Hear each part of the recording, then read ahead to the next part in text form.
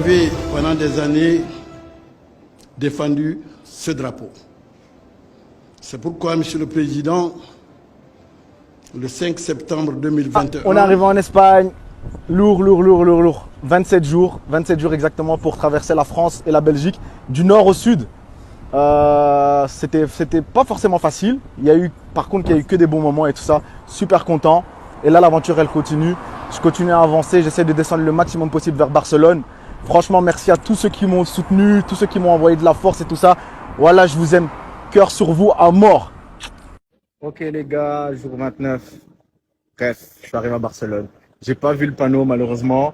C'est dommage, j'aurais voulu faire une belle petite vidéo avec le panneau Barcelone. Mais c'est pas grave, je suis dans le centre de Barcelone. 29 jours pour faire Bruxelles-Barcelone. Je répète, Bruxelles-Barcelone, 29 jours les gars. C'est lourd, franchement c'est lourd.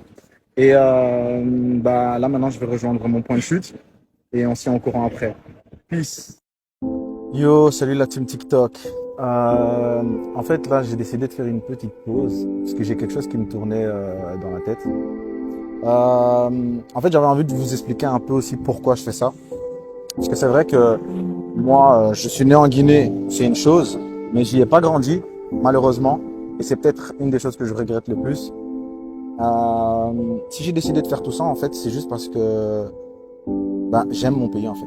J'aime mon pays, j'aime mon peuple. Et j'estime vraiment qu'on a tous une part de responsabilité, on a tous une part de nous-mêmes qui est toujours là-bas, même si on n'y est pas. Et en fait, c'est vraiment la raison pour laquelle j'ai décidé de faire ce projet. J'ai décidé de faire cette marche ou de ce vélo, peu importe, appelez ça comme vous voulez, à la force de mes pieds, jusqu'en Guinée en partant de Bruxelles, pour essayer de récolter des fonds justement pour construire les puits. Pourquoi? Je me sens pas plus guinéen que quelqu'un. Je me sens pas plus noir que les autres, plus peul que qui que ce soit. Je me sens juste fier d'être guinéen. Et j'estime que si on peut faire la moindre chose, il faut le faire. Moi, j'avais une très bonne situation. Les gens qui me connaissent savent très bien. J'avais un très bon boulot. J'avais un très bon salaire. Je suis propriétaire. J'ai des choses, en fait, j'ai déjà acquis énormément de choses que beaucoup de personnes de mon âge voudraient aussi acquérir et s'estimer heureux et rester dedans. Mais si j'ai décidé de mettre tout ça en suspens et de me concentrer sur ce projet-là, c'est justement parce que voilà, je sais que j'ai besoin de faire ce truc, j'ai besoin d'être reconnaissant un peu par rapport à la mère patrie qui est la Guinée. Et voilà, il y a beaucoup de personnes qui m'ont posé la question, et pourquoi tu prends pas l'avion, pourquoi tu vas pas directement faire ça là en avion. Mais je leur ai dit en fait tout simplement que je pense que tu peux pas vraiment te battre pour une cause si tu la comprends pas. La raison pour laquelle j'ai décidé de faire les puits, c'est que on a quand même un surnom qui est le château d'eau d'Afrique, mais il y a encore des endroits très reculés où il n'y a pas d'eau potable. C'est-à-dire que les gens doivent encore marcher des kilomètres pour aller chercher de l'eau. Et on me dit ah ouais mais franchement t'es un héros, t'es un super-héros. Je dis non. Je pense que les super-héros c'est vraiment les femmes, les enfants qui vont chercher cette eau tous les jours pour pouvoir se nourrir, pour pouvoir boire, pour pouvoir se laver, pour pouvoir abreuver leurs animaux, tout ça, ce sont eux les vrais héros. Nous, en fait, tout ce qu'on peut faire, c'est leur apporter un peu de soutien. Et moi, mon soutien, il passe par cette construction de puits.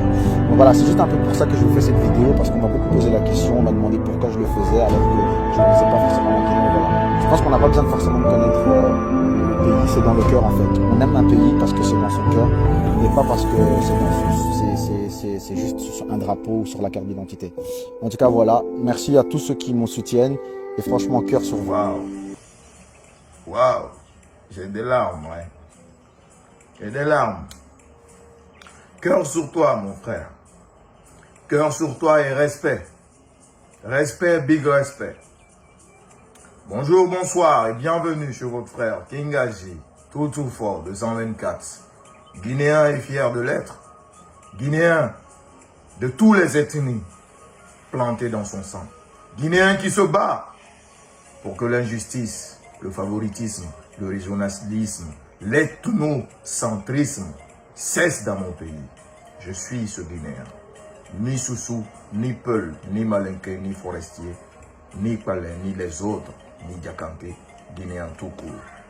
Alors, frères et sœurs guinéens, comme vous voyez sur le titre, la vérité sur l'histoire du nomade, l'histoire de notre frère, Sadi Ouba, qui a aggravé tous les temps de difficulté.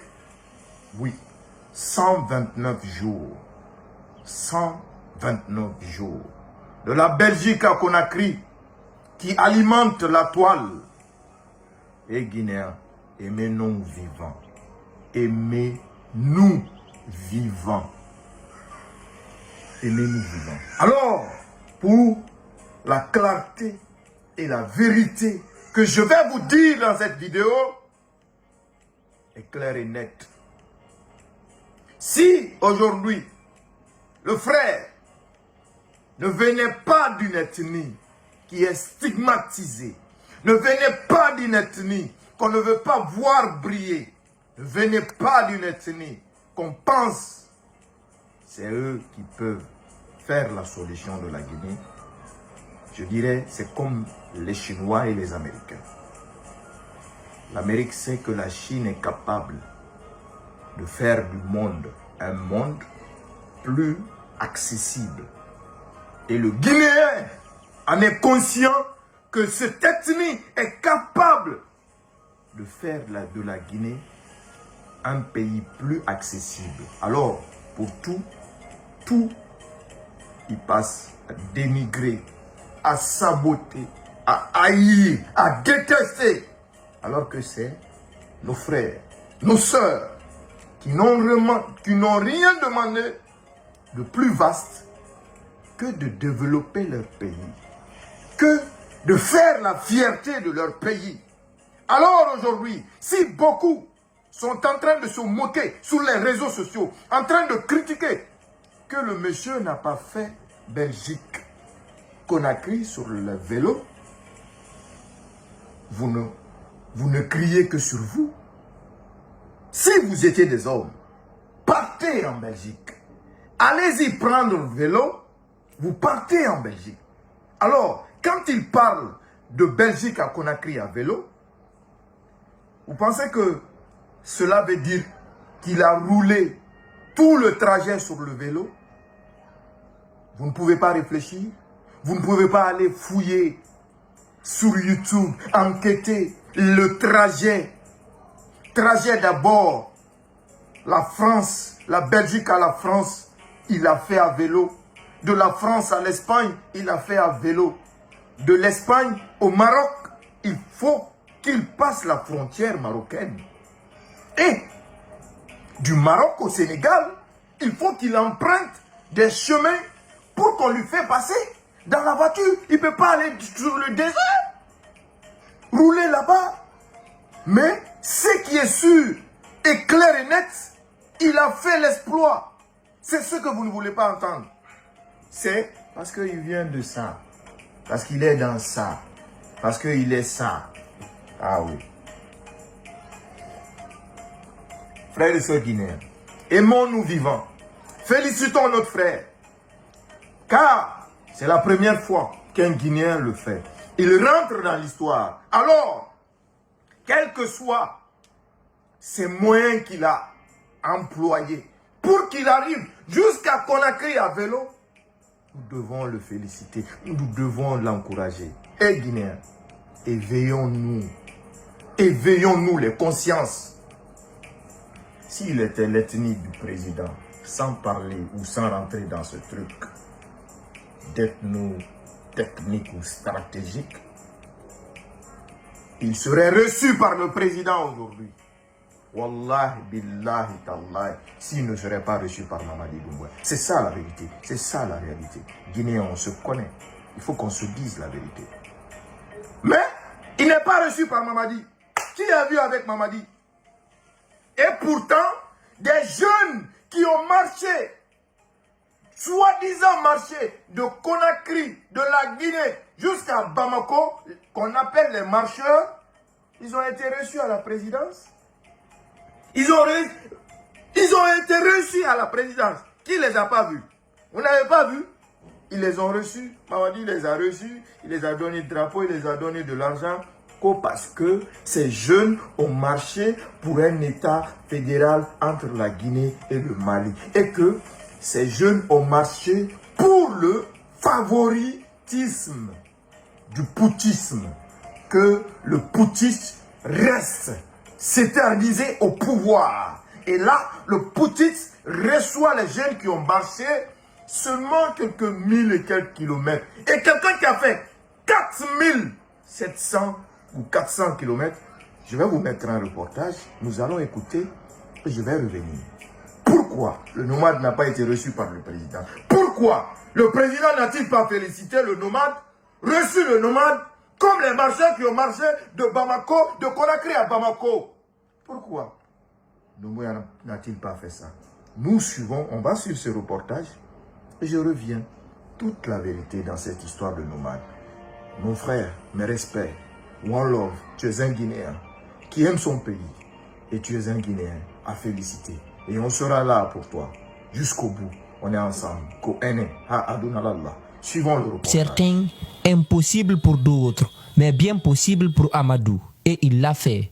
À pied et à vélo, le nomade, comme on l'appelle, a fait le trajet de 4691 km de la Belgique à la Guinée. Cette aventure inimaginable a été tout d'abord inspirée par l'amour et l'envie de retrouver son pays natal, qu'il a quitté à l'âge de 2 ans. Il n'y a rien d'autre que l'amour de mon pays, rien d'autre que l'amour de ma patrie. Après avoir traversé forêts, monts, plaines et collines, Amadou a été accueilli comme un héros national par ses frères et sœurs guinéens. Dans la foule, une maman émue qui ne peut retenir les larmes de joie. Je n'attendais pas vraiment de retrouver mon fils. Depuis qu'il est parti, j'ai perdu 6 kilos. Mais heureusement, voilà, aujourd'hui, il est devant moi. Grâce à Dieu, grâce à vous tous. Merci pour votre soutien. Vraiment, pour le moment, je n'ai pas de mots. De la T7 au centre-ville de Kaloum, c'est une marée humaine qui ovationne le jeune prodige. Partout, on est motivé et requinqué par le courage. Et chacun accompagne le nomade et son petit vélo. Franchement, c'est un truc fou. Parce qu'au début, c'est ce que je lui disais. Je disais ce qu'il fait, moi, j'y croyais même pas.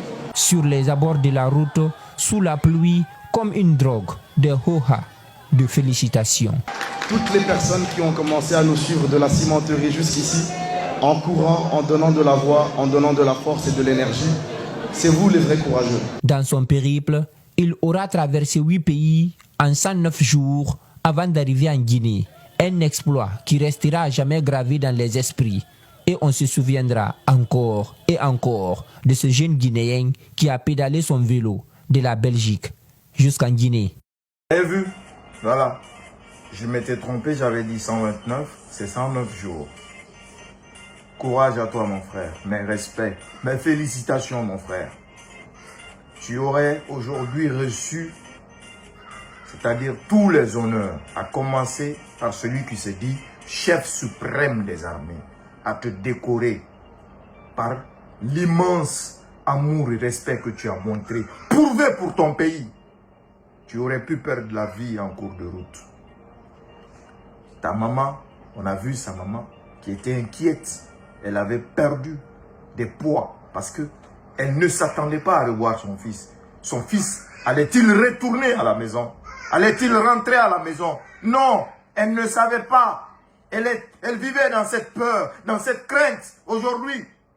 Et nous, Guinéens, on est là à critiquer ça. Les gens sont en train de faire des vidéos que nous aussi, le gars qui est venu en vélo depuis Belgique, il faut qu'il nous amène avec lui. Il faut d'abord chercher des papiers parce qu'il a passé des frontières, oui, en présentant ses documents de voyage, en présentant ses documents de pièces d'identité et qu'on l'a laissé passer. Alors, mon frère, merci pour cet exploit. Mamadi, dire-soi, Amara, wo dire-soi, wo mire to muna yitana, wo mo dire-soi fego. Gidi dinaga ki gibara nyere, koure fari, quel fait Belgique, en Conakry, mere falafé, a sorika mereke, a wule nara, wule musira, o bara gidi to, bara woyen, vidéo folle, a bafé mouchema, a bafé, la Guinée toura fama. Ou manga vidéo mata folle. A quelle Belgique qui a nere? A faté na qui a nere? A non rara sur la Guinée, a faté man qui a nere? Et pewe nga mamehini kelima foteta sofi Afrique. Idengima Maroc ne. Maroc nana Afrique nous foteta tagi. a boridari a yekiradari. Donc, à Dengire Nekine, à quel Maroc fan, Maroc au Sénégal, pama, Fara Dengine, Nana, forcé courir Mouniana Mameni. Fara Woto non tongo, ma y trajet birin, a y don wera bama, a courir non faille. Donc, Reta Moula Nara, il va n'a qu'elle y fait, la Belgique, il va n'a un trajet modèle là-bas.